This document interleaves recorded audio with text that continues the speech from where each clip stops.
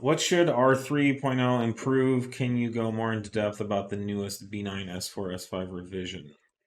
It was in the email. I think it was pretty well bulleted out, but it's a lot of the just the continued progress and calibration and testing and refinement that we did. So we've been much more active right now on the hybrid turbo files. So the 810, 750 primarily right now. And just optimizing all that. I mean, you just go through it down. Yeah, we've got the advertised features. So these are as listed on our the website and the email, and the Facebooks and everywhere we posted. So launch control optimizations, improved launch control set point through optimized transmission stall strategies, improves post-launch torque control for improved acceleration. This is controlling the transmission to achieve a faster launch that delivers more power through the launch to get faster, essentially 60-foot times if you're drag racing, but just getting off the line much quicker. This will improve your 0 to 60 times and things like that. Rev limiter optimizations for a broader range of operating conditions. Anything specific you want to say about that? No, that's just making sure that the rev limiters are consistent across all the boxes, that they're out of the way for, we had some situations where some TCU shift points, it would get, we were a little too tight on what the engine limiter was to what the transmission shift points were. And then some real edge cases, you'd kind of bump the engine limiter as it was trying to complete the TCU shift. So I was just cleaning up some stuff like that across the board. Coolant temperature target refinements, the same kind of thing. We learn a lot about these tunes and how they operate on in these cars and on these ECUs. As time goes by, we learn more. Yeah. This is the same reason why cell phone companies release new phones every year and new laptops every year, and it's the same reason anything is new. Like there's new versions of like this engine management strategy didn't exist previous to the B9 because Audi and Volkswagen learned a ton of stuff. So part of it is what we're learning. Part of it is as we accomplish more control over the ECUs, we can extend this functionality to other calibrations. And so a lot of times we will just say that we're optimizing some part of the ECU or the calibration, and that just means we're applying what we've learned. We're applying new tuning strategies that we've accomplished. We're putting all this value into your tune at no charge to you for free. Yeah. And this is a continual improvement process that will never end. And I think sometimes it's tough for us because there's this really terrible trope out there that if you do a revision, it means that your previous file was bad and you made a mistake. Like there should never be any progress. Like and that's not what this is about. This is about continual learning and improvements. Is revision 3.0 better than revision 2.0? Yes. Yeah. Because of the continued work and energy that we put in over time. And if you guys are still buying B9s and tuning them in 20 years, we will continue to refine and develop. There's going to be more revisions coming for more stuff we're going to be doing. So this is not the end. Okay, what happened to everything should be at the list? No, it's been deleted. It's all the way at the top. Sorry. I didn't see you were saying. Coolant temperature control refinements to the power reduction gradient when reducing output to control heat. Yep. Again, refinements and optimizations of the ECU's heat management. Yeah, that was feedback a lot from our last, I think, round of testing at Laguna Seca. Some of the drivers reported the D rate came on a little hard. Like we were being a little aggressive how quickly we were pulling power out, so we kind of.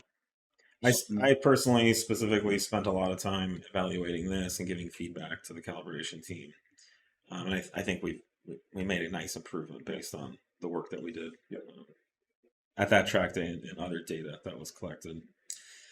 Further lambda target and fueling enrichment optimization based on load and EGTs for cylinder cooling and fuel enrichment. Yep. This is optimizing everything we can. Yeah, this is our continued effort to move the calibration further away, from potential issues or danger, and widening the margin of safety that the calibration operates in. That doesn't mean that our old tunes were dangerous. It doesn't mean that you were on the ragged edge before. There's a cliff there, and before the file was 8 feet away from the cliff, and now it's 10 feet away from the cliff. And it's just to give more safety without giving really anything up. It's also not just safety. It's just we're trying to standardize also our strategies across all these files with all the stuff we've learned. We're able to react, quicker, or we're able to just have tighter control over different situations that we've tested and evaluated more. But these updates are, if you saw when we did our stage 3 calibration updates with our standard output and high output files, that was what we talked about, is moving away, away from all of that, from danger and giving more margin of safety. And then, like I was saying, continued optimizations and improving the functionality overall. High side fuel pressure control optimizations for tighter control and accuracy.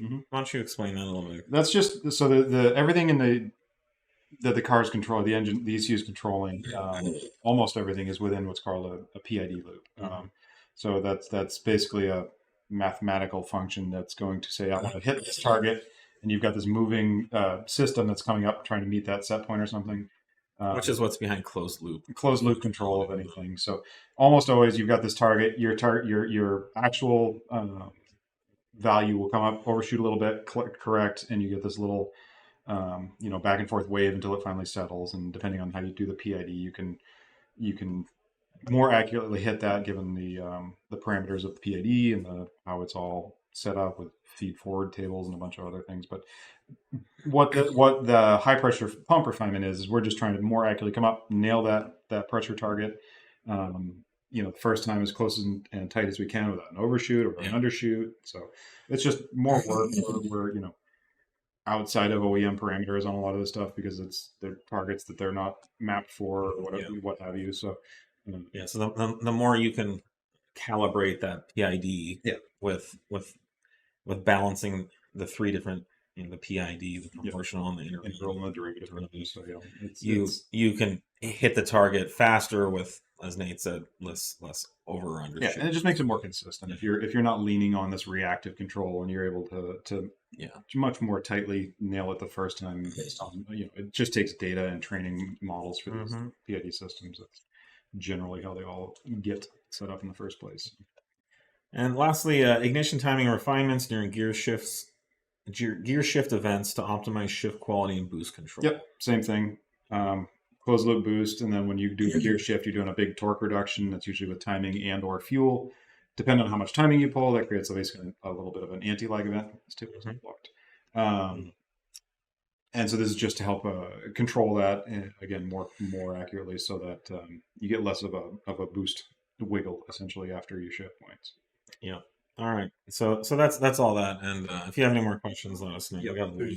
Somebody's asking, do we still have to re-request the no crackle files, or the file will already be available? I believe we're trying to get all of those up at the same time, so you'll have the no crackles as well. Will this update include adjustable launch control? No, advanced launch is going to be later. This is just as what's on the box is what we're pushing in this one right now. We are still working on it. We'll have more updates coming.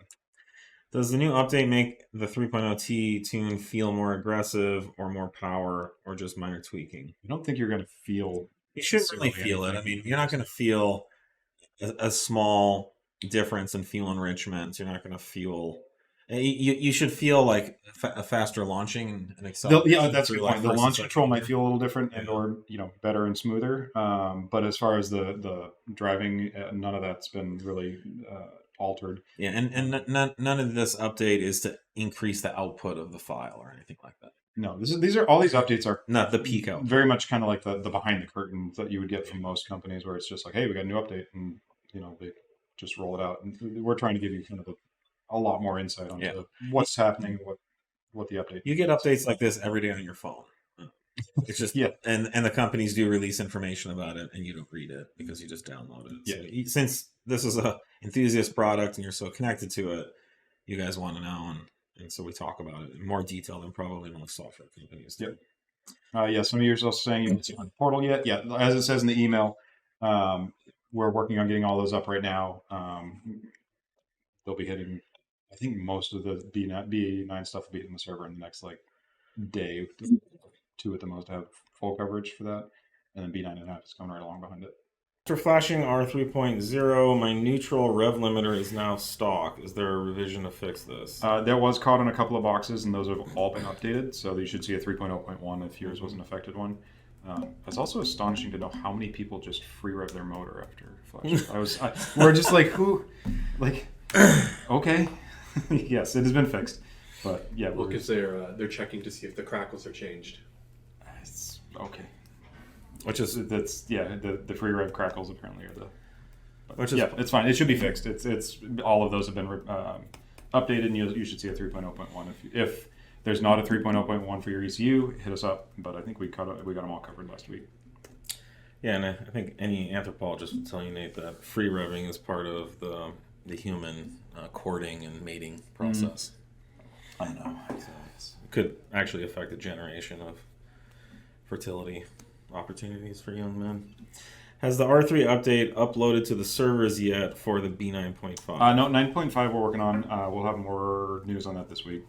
Do the new R3.0 ECU tune refers to only stage 1 and 2 for the B9 or stage 3 as well? Yeah, that's just a stage 1 and 2 update, as I think all of the documentation we put out specifies. But there's really no correlation in the revision numbering necessarily between stage 1, 2, or 3. They could be, one could be 7, one could be 1, and it could be, on a similar platform of development and strategy. The revisions are really per. Yeah, generally 1 and 2 is going to have a little higher revision typically because it's going to be the earlier product cycle. So it's going to have more updates and more time and more more revisions than like a later stage 3 file that we just worked on.